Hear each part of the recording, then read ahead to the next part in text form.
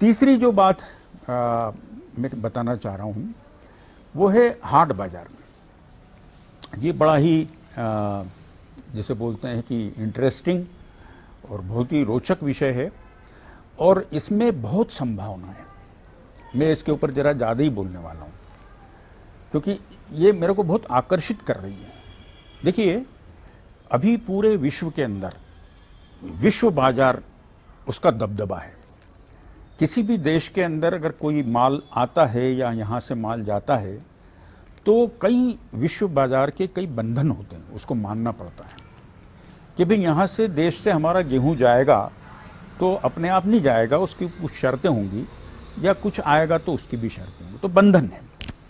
तो बाजार एक ऐसी चीज़ हावी हो गई है जो राजनीति पे भी हावी है और पूरे इंसानों के ऊपर भी हावी हो गई है।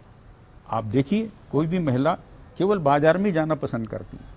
50 चीज़ें आप मॉल बाजार में देख लीजिए, अंदर घुसे नहीं कि वहाँ हर चीज़ मिल जाएगी, यानी सिनेमा हॉल भी मिल जाएगा, वहाँ पर बच्चों की वो टॉय भी मिल जाएगी, सब चीज़, क्योंकि वो एक आकर्षण का केंद्र बनाना चाहते हैं और जो बाजार है उसका प्रभुत्व लोगों के ऊपर बढ़ाना चाहते हैं।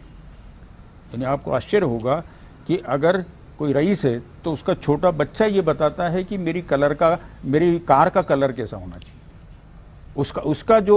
उसकी जो बातें हैं उसको वो मार्केट समझता है कि आज बच्चों को कौन सा कलर अच्छा लगता है तो उस कलर की कारें बनाएं ताकि लोग जो है ज़्यादा से ज़्यादा खरीदेंगे। कुल मिला कहना यह है कि बाजार बहुत हावी है।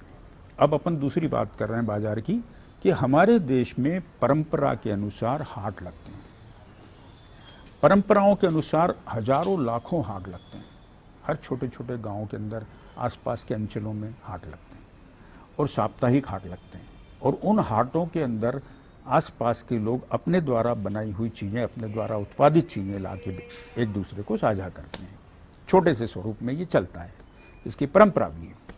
अब ये जो हाट होते हैं, इन हाटों के अंदर गाँव के उत्सव भी होते हैं, गांव के अंदर की शादियां भी उसमें कई बार तो निश्चित हो जाती है, कई बार केवल मिलने लोग वहां आते हैं, कई बार केवल आनंद के लिए वहां आते हैं, कई बार और किसी चीज़ के लिए आते हैं। तो हाटों के अंदर समाज की बात होती है, समाज का आदान प्रदान और समाज के मेल जोल का ये स्थान है, ये सत्य का स्थान है।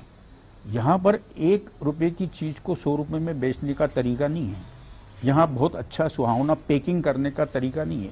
तो इसका एक अपनी परंपरा है, संस्कृति है, उस गांव के संबंध जुड़े हुए हैं। ये इस बाजार से, विश्व बाजार या शहरों के बाजारों से एकदम भिन्न है और लाखों हैं, हजारों हैं। तो ये दो जो बाजार हैं इनका टकराव है। ये जो हाट छोटे छोटे गांवों के हैं ये, और ये जो दूसरी संस्कृति के जो बाजार आ रहे हैं ये, इन दोनों के अंदर दार्शनिक रूप से टकराव है। एक लोक विद्या बाजार है और दूसरा जो है ये साइंस के ऊपर, मॉडर्न टेक्नोलॉजी के ऊपर खड़ा होता दूसरा बाजार है।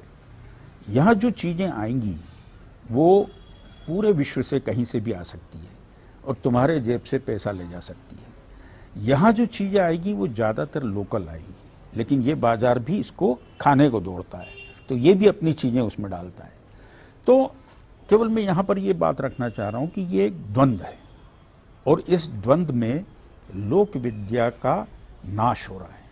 लोक विद्या के ऊपर आधारित लोगों के उत्पादन सस्ते से सस्ते बेचने को मजबूरी इसी बाजार व्यवस्था से होती है।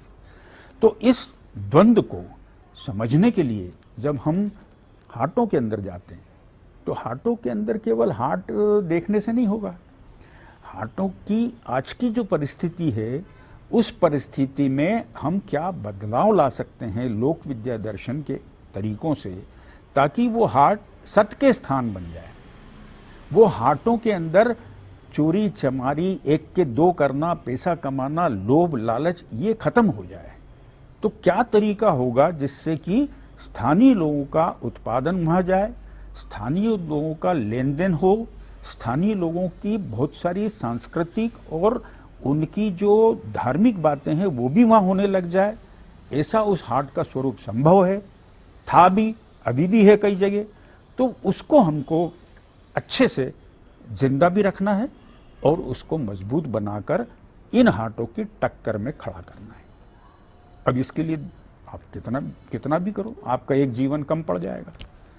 एक जीवन तो कम पड़ता है, लेकिन हर क्षण ये करने का आनंद होता है।